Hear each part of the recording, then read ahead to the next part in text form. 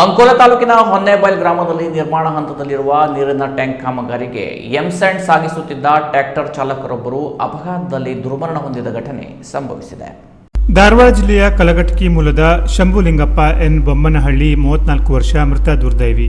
ಹೊನ್ನೆಬೈಲ ಗ್ರಾಮದ ಪ್ರಮುಖ ದೇವಸ್ಥಾನದ ಸಮೀಪ ನಿರ್ಮಾಣಗೊಳ್ಳುತ್ತಿರುವ ನೀರಿನ ಟ್ಯಾಂಕ್ ಕಾಮಗಾರಿಗೆ ಟ್ರಾಲಿಯಲ್ಲಿ ಎಂಸ್ಟ್ಯಾಂಡ್ ತುಂಬಿಕೊಂಡು ತೆರಳುತ್ತಿದ್ದ ವೇಳೆ ಅಪಘಾತ ಸಂಭವಿಸಿದೆ ಎನ್ನಲಾಗಿದೆ.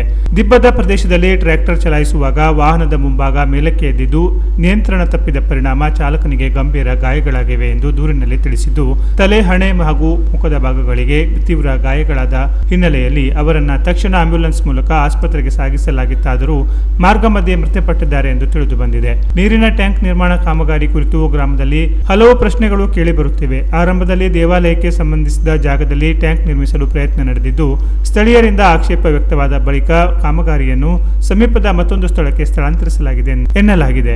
ಕಾಮಗಾರಿ ಕುರಿತು ಗ್ರಾಮಸ್ಥರಿಗೆ ಸಮರ್ಪಕ ಮಾಹಿತಿ ನೀಡಿಲ್ಲ ಎಂಬ ಆರೋಪಗಳು ಕೇಳಿ ಬಂದಿವೆ. ಅಪಘಾತಕ್ಕೆ ಕೇವಲ ಚಾಲಕರ ನಿರ್ಲಕ್ಷ್ಯವೇ ಕಾರಣವೇ ಅಥವಾ ಕಾಮಗಾರಿ ನಿರ್ವಹಣೆಯಲ್ಲಿ ತೊಡಗಿದ್ದ ಮೇಸ್ತ್ರಿ, ಗುತ್ತಿಗೆದಾರ ಹಾಗೂ ಸಂಬಂಧಿತ ಅಧಿಕಾರಿಗಳ ಪಾತ್ರವೂ ಇದೆಯೇ ಎಂಬ ಬಗ್ಗೆ ಸ್ಥಳೀಯರಲ್ಲಿ ಚರ್ಚೆ ನಡೆಯುತ್ತಿದೆ. ಆದರೆ ಈ ಕುರಿತು ಹೆಚ್ಚಿನ ಮತ್ತು ಅಧಿಕೃತ ಮಾಹಿತಿ ತಿಳಿದು ಬರಬೇಕಿದೆ. ದೂರು ದಾಖಲಿಸಿಕೊಂಡ ಪೊಲೀಸರು ಸ್ಥಳ ಪರಿಶೀಲಿಸಿ ತನಿಖೆ ಕೈಗೊಂಡು ಕಾನೂನು ಕ್ರಮ ಮುಂದುವರೆಸಿದ್ದಾರೆ. Canara plus news, Ankola.